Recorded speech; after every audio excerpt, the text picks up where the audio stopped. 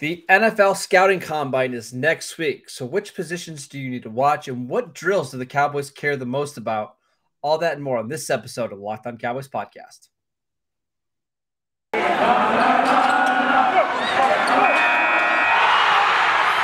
You are Locked On Cowboys, your daily Dallas Cowboys podcast.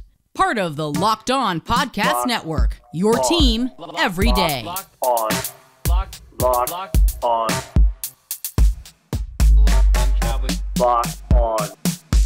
Cowboys.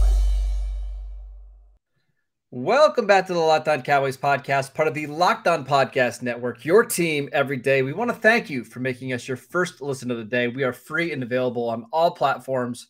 I am Marcus Mosher. You can follow me on Twitter at Marcus_Mosher. Today, of course, I'm joined by Landon McCool. You can find him on Twitter at McCoolBCB. Landon, the NFL Scouting Combine is next week. Is this something you get excited for like me? Because this is maybe one of my favorite times of the year.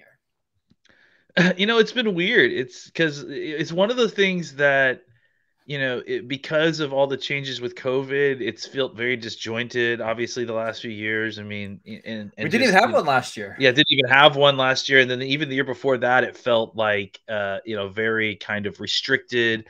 So it's been a while since we've had kind of a normal, combine. And because of that, I think that, my excitement for it has waned a little bit simply because it's been a while since I've experienced a normal one. Sure. So I am excited to kind of see, what they come up with, I guess, this year a little bit. There has been some kind of controversy going on between the agents and some of the rules that they're trying to enact for COVID protocols. So it'll be interesting to see what they kind of shake out with. But as far as getting an opportunity to see these prospects, kind of compete and see what they've got athletically, and just to kind of peer a little bit deeper into some of these guys, I think that part I certainly am excited about. Yeah, I mean, we should mention the kind of the controversy that was happening. Was it last week? The NFL basically announced and told the players, hey, you're going to be in a bubble-like atmosphere. You're not going to be able to leave. Agents are not going to be able to come in.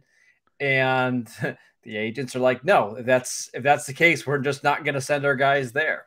And the NFL eventually took down the restrictions, but they left in the bench press drill is now going to happen on the same day that they do all the other athletic testing, which I know some players aren't happy about, but I don't know. That's basically the controversy. I mean, basically and I think the kind of thing that needs to be mentioned here is that because the NFL has done such a lot of work at trying to monetize the combine. Yes.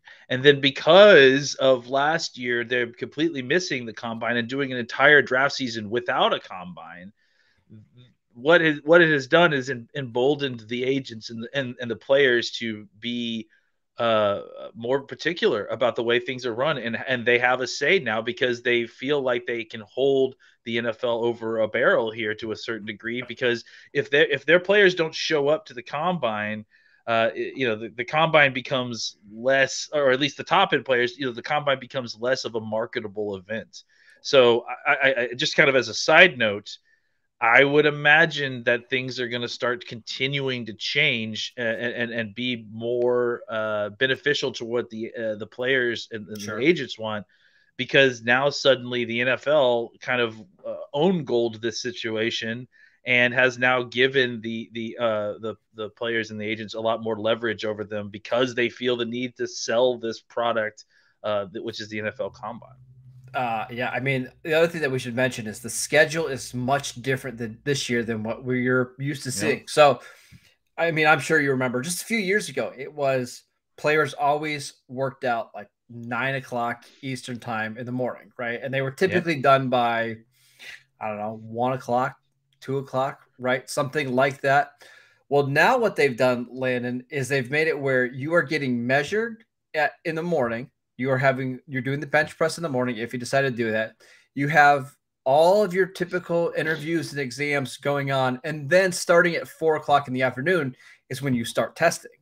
So, I mean, these players are going to be up and around at 5:30, 6 o'clock in the morning, and their day stretches. I'm looking at the time right now.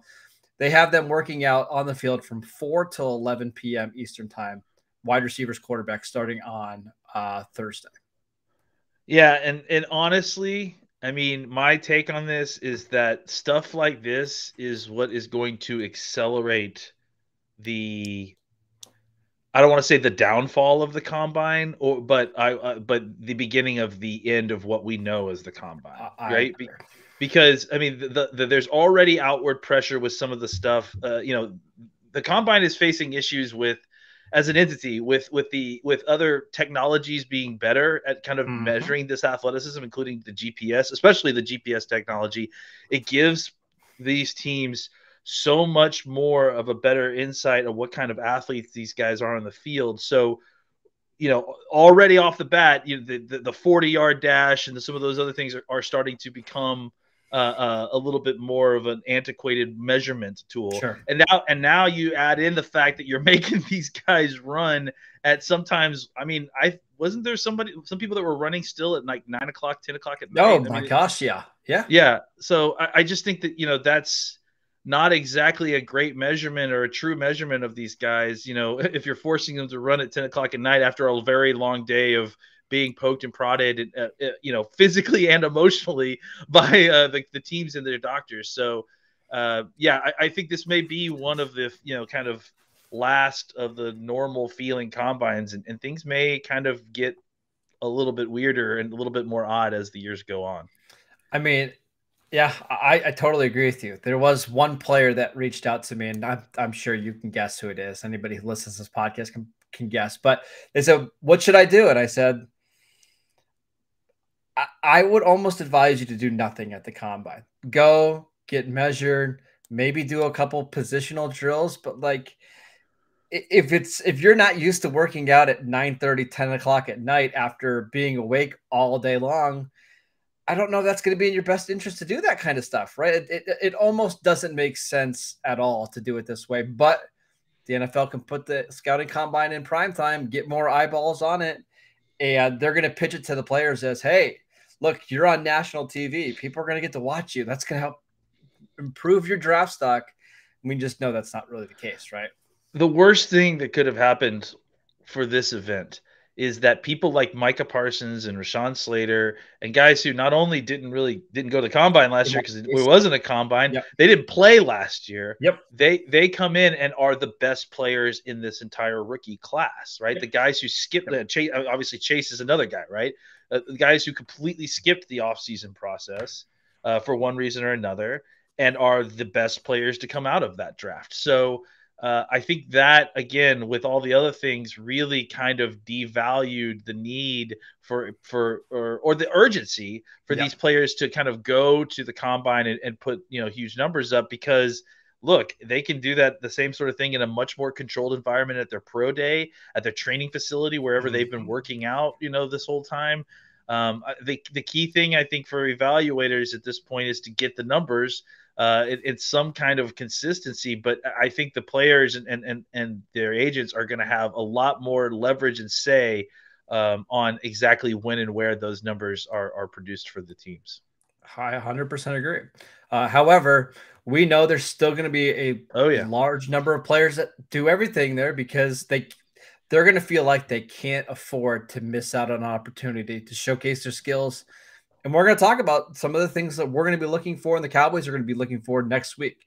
But before we do that, I want to tell you guys about BetOnline. Football might be over for this season, but basketball is in full steam for both pro and college hoops.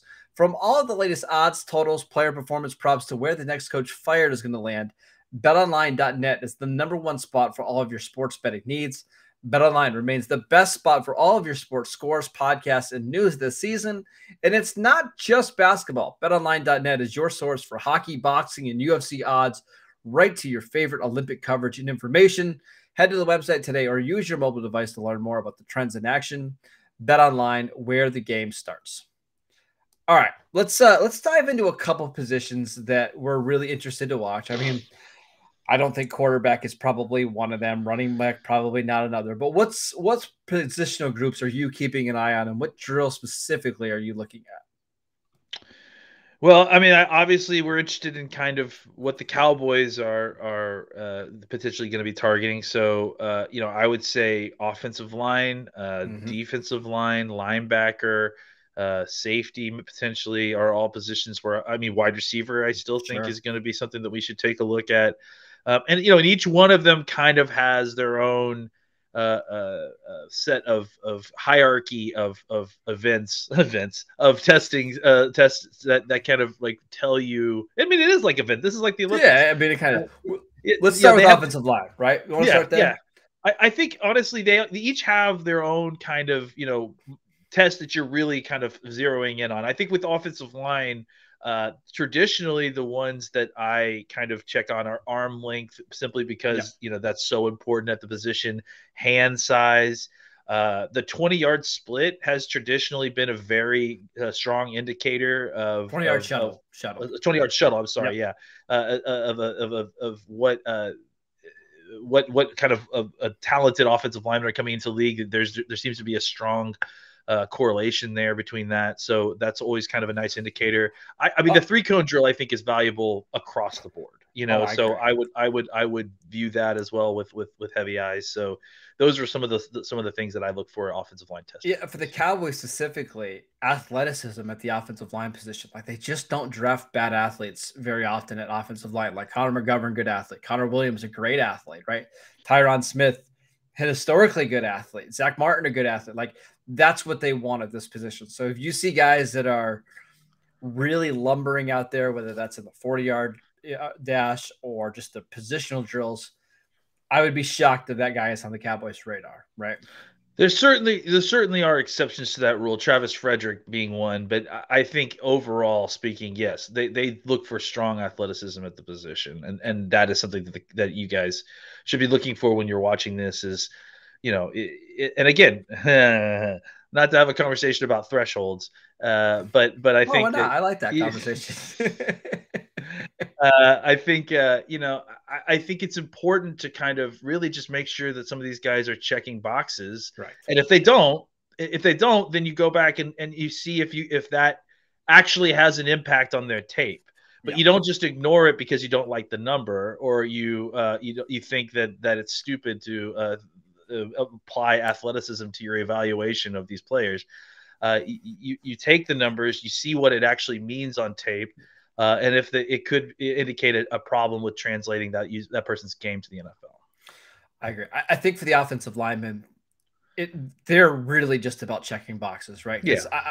I don't think a guy who runs a really fast 20-yard shuttle is all of a sudden going to be on the radar for the Cowboys. Like, the tape has to be really good, but they just want to make sure that you check all the boxes. Now, let's get to the defensive line. I want to specifically talk about edge rushers. So this is one where obviously you mentioned 3-cone.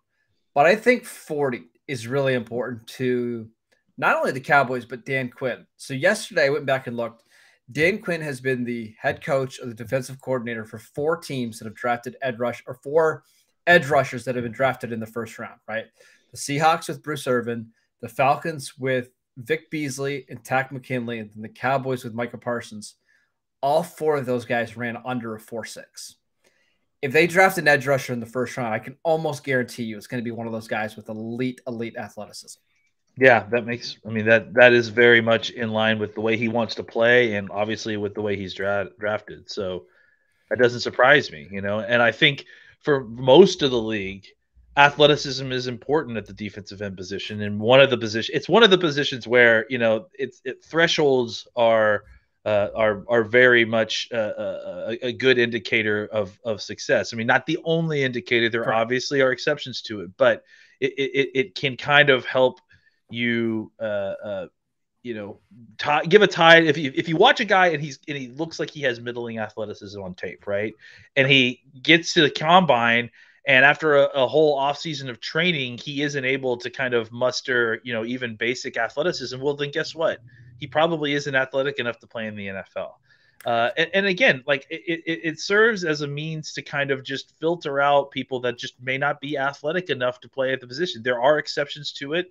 You go back and watch the tape to confirm it. But, especially for, guys like this, when we're trying to determine who the Cowboys might pick, they clearly pick they have a tendency to pick guys at this position that have the kind of requisite athleticism, the 40-yard times, the 10-yard splits, the 3-cone drills. Those are all things that are very indicative of their ability to, use their bodies in a way to be able to get around some of these incredibly athletic tackles. Obviously, arm length is another one. Again, going back to it, you want a guy with longer arms. And these are all things that you're just, it's a little bit more than checking boxes like it is with offensive line, because the athleticism is so much more important at the position. But again, it's about seeing if these guys, seeing another way of seeing, hey, how does the tape translate to the NFL? Does this person have the athleticism to do what they were doing in college against NFL players?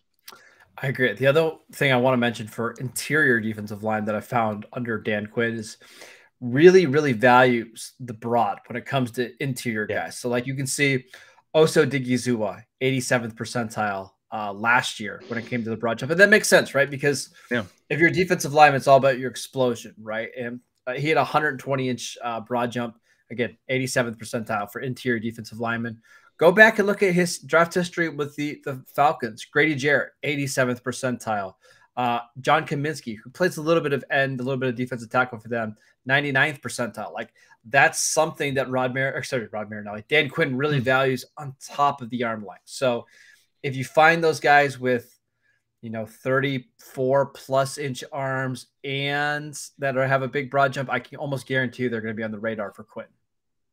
Yeah, I mean, again, it's not even just that, as a defensive lineman, you want athleticism.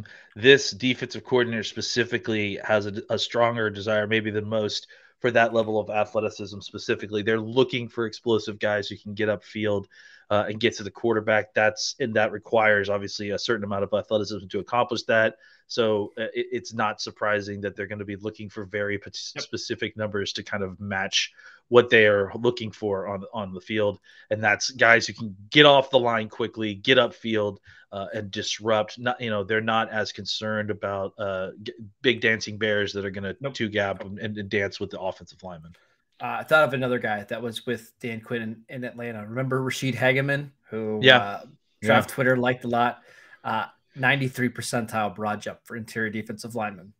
Yeah. It's just something that he really, really values at that spot. And I wouldn't be surprised if the Cowboys are looking to add even more defensive line depth there. Like they rotated a lot of guys there last year. Brett Urban's a free agent. Carlos Watkins a free agent. I don't know if Quentin Bohanna's good at all. So maybe another guy, third, fourth round with those kind of traits. Yeah, so. I think, yeah. And especially the third and fourth round, you're looking for probably guys that maybe are more athletic than they are productive for whatever reason. You're looking for upside guys. So that's, then again, pointing you back to the combine as your guide to who has the kind of athleticism that they're looking for when they're targeting people in those rounds. Linebacker. I feel like this one's pretty easy considering what the Cowboys did last year in the history of Dan Quinn. Speed, right? That's really the thing they want here. It's guys that can fly. I remember Deion Jones runs a 4.5. Duke Riley, who they drafted from LSU at Atlanta, 4.58 at 232 pounds. Jabril Cox ran fast last year. Michael Parsons. They're probably not going to draft a guy high unless he runs a sub. What do you think? 4.65, 4.62. I would look at the numbers right now for the positional data for linebackers on Mock Draftable, and the 40-yard dash mean is 4.7, 4.714, and then the standard deviation is like 0.134, which means that one standard deviation below that is like a 4.6 basically. I would say that's the area that they're looking for a whole standard deviation beneath that quarter term, at least. And that's kind of their target because they are obviously more than other teams looking for those undersized speed demons at linebacker who can flow to the football quickly and can be useful in coverage. Yeah, I mean, it's the most important thing for him, right? They've got to have guys that can run to the football. I'm trying to figure out what Jabril Cox's 40 was last year because he didn't run at the combine, but I got it right here. Pulling it up. He tested as a 98th percentile athlete, ran a 4.54 40 at LSU's Pro Day. That's pretty good. Yeah. That's pretty fast. Yeah. All right, let's go to the cornerback. Actually, we can just kind of lump these guys together because I feel like they're very similar. The very first number one priority, Landon, is Speed. Oh, arm length. Oh, sorry. Yes, arm length. Yeah, For us. Yeah. Height and arm length, right? That's what they want. That's right. They definitely are looking for guys with those 32, 33-inch arms that if they can find them, the guys that can tie their shoes without bending over. And the idea is that, with speed and length, you create smaller windows. Every defense is going to have windows. That's just, it's not possible to cover every blade of grass in the NFL. But the idea is with the wingspan, especially the safety, cornerback, and really the linebacker position too, as well. You're looking for the kind of arms that can, when spread out, close those windows. It gives you that extra inch each way, which, doesn't seem like a lot, but it matters, when you're playing a game of inches in the NFL. So having that extra wingspan, having that extra length to your arm is going to make you more appealing to the Cowboys because they know, hey, windows happen in an NFL defense. There's no way to prevent that. Even the best NFL defenses have throwing lanes and windows. The problem, what we're trying to do is reduce it to the smallest amount of area as we can. And by having guys with length in the defensive backfield, you reduce it as much as humanly possible. Yeah. I mean, the Cowboys are, what do you think? 31.5 is probably their threshold. Probably. Yeah. I mean, I don't know that. I think that's pretty, that's what sounds like is average arm length. So yeah, if you're not, they're not going to draft a corner under that. There's no way. Oh yeah, I would say that's the floor. Yeah, that's the floor. So Kelvin Joseph last year was 31 and 7/8 inches, and that's 67th percentile. Kind of felt below average for a Dan Quinn corner, right? Yeah, I mean, I don't know. Obviously, I think they spent a lot of time, looking at the other two corners at the top of the draft with Surtain and Horn, and I think that with Joseph, it's his play experience at SEC, his athleticism and the tape, for what you saw of him, it's what kind of, he cleared the arm. Oh gosh, he just cleared it. But that's all he had to do because everything else kind of looked the way that they wanted it to for, a guy that they're picking at that spot in the second round. So, I would say that he's kind of on the lower end of what they would deem as acceptable. But I would say that he's on the higher end of athleticism, and everything else. Again, 31.5 is the floor. They're really looking for 32.5, if not more. So Trevon Diggs was 33 3/4. Nahshon Wright, I believe, was 34 inches for his, 33 inches. So, I mean, they're looking for guys that have really, really long arms. Also, fun fact for you. Ready for this one, Landon? Mm-hmm. There's currently 3 defensive backs in the NFL that are 6'4" or taller. How many on the Cowboys? All three. Israel Mukamu, Ron Kearse, and Nahshon Wright. Yeah. So, now there's a safety in this year's draft, Kyle Hamilton, that's 6'4". He's probably not going to be in the Cowboys' range to draft him, but you can bet Dan Quinn would probably love him. So yeah, absolutely. All right. Any other thoughts about the combine coming up? Drills you're wanting to see, things that we should mention for the Cowboys? We didn't talk about receiver, but it seems like they typically like guys that are in that 6 foot range, close to 200 pounds, and can at least run a sub 4.55.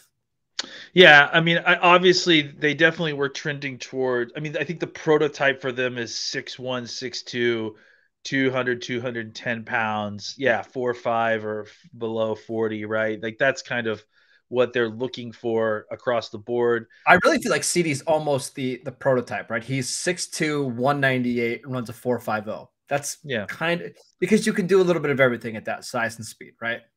Yeah, absolutely. I think one of the other things that we should talk about is kind of what the marks of the numbers that we're looking for instance, like I think, we talked about 3 cones, right? Like you're looking for someone that can get, somewhere in the kind of, what's your threshold here? Usually like the 6 for receiver or for edge.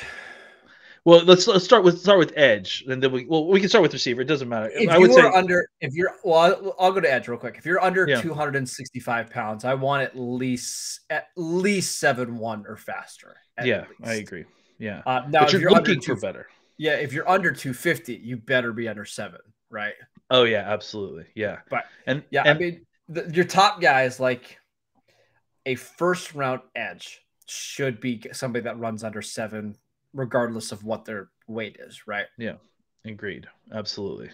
And you see it sometimes even when defensive tackles are able to get underneath Oh that. my gosh, yeah. It's unbelievable, some of the guys. So I would say for defensive tackle, it's somewhere probably 7'2" or Yeah, if you can be around that range, it's fine. Yeah. Yeah, that would be pretty good. For wide receiver, you're looking under 7. You know, I mean, for sure, 7 would be kind of your very heavy ceiling. And then the other thing that we didn't really talk about that kind of catches my eye there is the 10-yard splits. They aren't official always, but I think it's really important when you're talking about edge. You talked about 40 times with edge, but I think this 10-yard split is as important, if not the most important part of the 40 for them. I think usually what we're looking for in the defensive line situation is something in the kind of 1.6 area, right? Like, I mean, anything under 1.6, anything under 1.6 is good. Yeah, is good. And then probably 1.7 or 1.8 for defensive tackles. Yeah, and then similar for wide receivers. It depends on the kind of wide receiver you are. I mean, if you're more of a bigger bodied, build up speed, downfield type receiver, you could probably get away with a little bit of a slower 10-yard split. But if you're what's the Calvin Austin or from Memphis or Memphis, some of these shorter speed guys, you want your 10-yard split closer to 1.5 and maybe even closer to 1.4 if you're really, really fast. That's kind of where you're shooting for. Do you know who has the fastest 10-yard split ever at wide receiver? Oh man, I know that it's someone crazy because I remember having a conversation about it with you, and it was blowing our mind. Give it to me. It's on Mock Draftable to verify it. It's 1.40 and it's Dez Bryant. That's right. I forgot. Yeah. That's so nuts that he had considering how. I mean, first of all, rocked up he is was in general. He was 225 when he did it. And he wasn't exactly in his best shape when he did it either. So but that's partly why I made him so good. He was so quick off the line of scrimmage that it was hard to stop. But that's kind of what you're looking for at receiver. Like, if you can get a guy that's over 200 pounds and it's running a sub 1.52 10-yard split, that's when we get really excited, right? Yeah. I mean, it's, look, with all this stuff, it's all about the whole baseball analogy about running to first, right? You get two guys who can run to first at the same speed, one with perfect form and one with terrible form. Which one do you pick? The guy with the terrible form, because the guy with the terrible form, if you make him a little bit better, he clearly has the natural athleticism to do this as fast as the guy who's practiced his whole life. So if you can improve his form a little bit, you're going to get that much edge. And I think that's what you're looking for. You kind of these numbers are not like all encompassing or all deciding. You're looking at it, you're taking it and then looking at it through the lens of who the player is. Yes, and you're either trying to confirm or deny what your hypothesis is that you've gotten from tape. You get the hypothesis of what the player is from tape, and then the athletic testing kind of helps you prove that hypothesis as best you can, or at least, if it doesn't disprove it, you go back to the tape and figure out what's going on.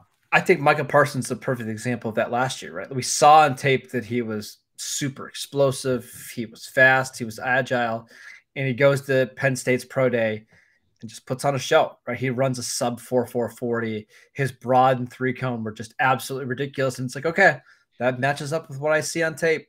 He's a superb athlete. Check, check, check. You know what I mean? So that's what you're really looking for here. And there'll be a couple guys that surprise us because they test better than what the tape shows. And there'll be a couple guys that test worse than what the tape shows. And that's when we have to have conversations. But again, you're really looking for thresholds and just to check boxes here. And the great ones, and this is the kind of final point I'll make, is that with thresholds, the great ones you discover. Like there's the constant talk about Jerry Rice and running a 4.6, which first of all is probably a BS story. Yeah, probably. Second of all, it's not like Jerry Rice wasn't breaking every single receiving record in the league that he was playing. And it's not like no one knew who Jerry Rice was. These guys, the cream rises to the top, even if their athletic testing doesn't show that. So at the very least, you're going to get eyes on guys like that. And if they are the exception to the rule, they are the guys that don't need to clear 4.6 to be a wide receiver, then you you still watch the tape, you still watch them, and you just realize, okay, this guy may not have the same level of athleticism, but he may have talent to overcome it. Much like Cooper Kupp. I do want to say this: just because you test as a great athlete doesn't mean that you're going to be a great player. No. But more often than not, great players test well, right? Look at the Super Bowl, for example. Jamar Chase, 99 percentile athlete, ran a sub 4.40 at 210 pounds. Aaron Donald, the most athletic defensive tackle in NFL history, right? He ran a 4.60 at 285 pounds. Jalen Ramsey in that game, the most athletic cornerback in the NFL. He's a 3 sigma athlete. Does the athleticism make them great by themselves? Of course not. No. But we're still doing athletics. It's still a sport. So athleticism does matter, and measuring it and kind of using that as a tool to try to figure out how that game tape will translate to a league with much better athletes. It's important. It shouldn't be just summarily dismissed. I agree. All right, that is it for today's show. Thank you guys for tuning in. Tomorrow, we've got a special episode of the Locked On Cowboys podcast. Landon and our friend Joey, they're going to tear down the Cowboys and do an entire rebuild. You guys are going to make sure you want to listen to that episode. I'm out for the first day in forever, which is kind of sad. But I'll be back here on Monday. Follow the show wherever you get your show, at Locked On Cowboys. Follow Landon at McCool BCB. I'm at Marcus _Mosher. We'll see you guys tomorrow.